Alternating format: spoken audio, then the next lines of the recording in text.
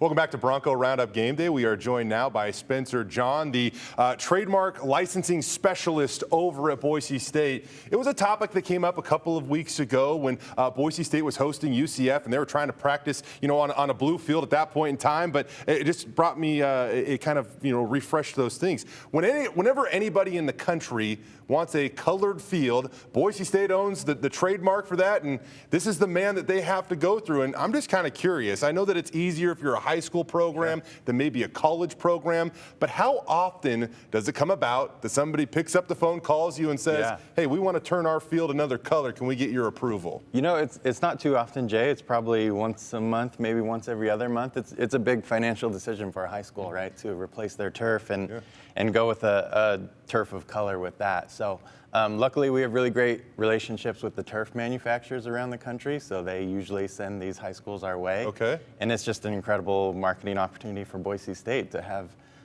blue turf be mentioned across the country at high schools, maybe where we're recruiting from. So it's just a really cool aspect of my job and something that's a lot of fun. It's crazy that it's been around for like 40 years and it's still such like a newsworthy topic. How much harder is it if a college wants to do it? Does that take more consideration? Well, it's more consideration. I mean, we look at everything as a case-by-case basis, but we're pretty welcoming just for the fact that we do get a lot of great exposure. Even when a college puts in a red field or a teal field, Boise State's usually mentioned in the same sentence or in the release of that news that a colored turf is being installed somewhere. So. Yeah.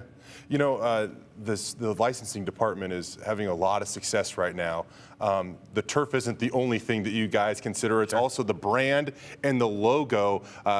Spencer, what are some of the things that you guys are doing right now to continue to grow the brand and push Boise State out there to the public and come up with new ideas? Well, first of all, just the licensing success is a total reflection of our fan base, right? They're excited about the Broncos. No matter what happens on the field, we have a great fan base who loves their blue and orange. So this is one of the most exciting things. This is kind of a project that started about 6 months ago. These are our potato chips. We partnered with a local company, Teton Valley Brands. Let me turn this around so you can see the blue turf image on the back. The back is cooler than the front, I think. It is so cool. It is so cool. So this is a partnership with Teton Valley Brands. They're a relatively new company in the last 5 years or so. They're absolutely delicious, which I think is one of the first boxes to check, right? Is this a good quality product that we want to partner our brand with to help, generate some revenue, but also just bring something cool to our fans that they can use for tailgating or barbecues or whatever. It was really fun, collaborative process on the bag, the artwork. It's got great shelf appeal, obviously. Idaho potatoes inside. They're manufactured here locally. Really excited to say that they will be at the stadium today. So if you're heading down to Albertson Stadium, they'll be at select concession stands throughout the stadium. And they are at Albertsons throughout the entire Treasure Valley. They're also getting into Winco in the Treasure Valley right now as well. So just a really cool opportunity. Fans have loved it. Sales are awesome, which just kind of shows the strength of the brand and pairing our brand with great quality products, local products too. So. And I love that connection, the Idaho potatoes, of course, it just fits so perfectly. Absolutely. Let's talk about the other item you brought, though, the Bronco Brew. I can see on the back, energizing Bronco Nation. Why don't you tell us how you guys came up with that one? Yeah, so Bronco Brew, again, usually starts with a passionate fan who has a successful business, right? And so they approached us about doing a sponsorship and this coffee. This is a little different model, so you won't see this in stores yet. This is all on their website through, you can do like a subscription-based coffee, so it just shows up on your doorstep every couple of weeks, or just a one-time order. But it's great coffee. I think there's about 6 blends available right now. They're not making money on this venture. This is kind of a side thing for them where they're just donating the proceeds to either the athletic department or part of that goes to student athletes through name, image, likeness deals too. So. How much fun is that for you now? Because this is something that is obviously new and it is innovative, and now you guys are helping student athletes. I mean, NIL is one of the most important things right now when it comes to college athletes and making sure they're taken care of and happy, and this helps do that. Yeah, absolutely. The NIL projects have been so fun to just make Really just to, give our fans and our families, right? Like the parents of our athletes who can now buy a shirt that has their son's name on the back or their daughter's name on the back. Like it's been really cool to just see those projects come to fruition and support our student athletes because we love them and they represent us great out on the field. So it's fun to partner with our athletes really in this day. All right, Spencer, before we let you go here, because it is game day and I know you're a busy man, but we got chips, we got coffee. I know there are a number of other things out there, but as Jeremiah Dickey always likes to ask, #what's next?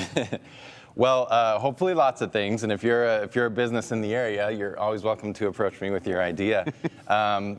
We're exploring opportunities with other consumables, and then also some really exciting projects coming in the next year is the EA Sports college football video game. Ooh, so yes. that's kind of a licensing project as well that I've been working with them to make sure Boise State's in the game and represented really well.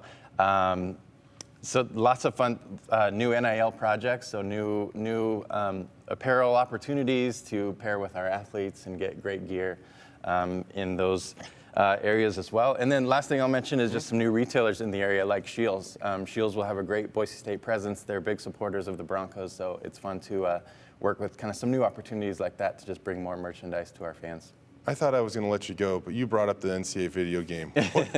That's like my favorite video game of all time, and it's been, it's obviously had to go away for a few years. What can you tell us about? Well, me too, Jay. We're probably the same age. So this is like one of the funnest things that I've gotten to work on. Yeah. So, and I've kind of been the representative on the Boise State side to just get them what they need, right? Yeah. Photos of the stadium, because you can imagine the build it is, right? Yeah. Like it's a 24/7 project. They're working with hundreds of schools throughout the country.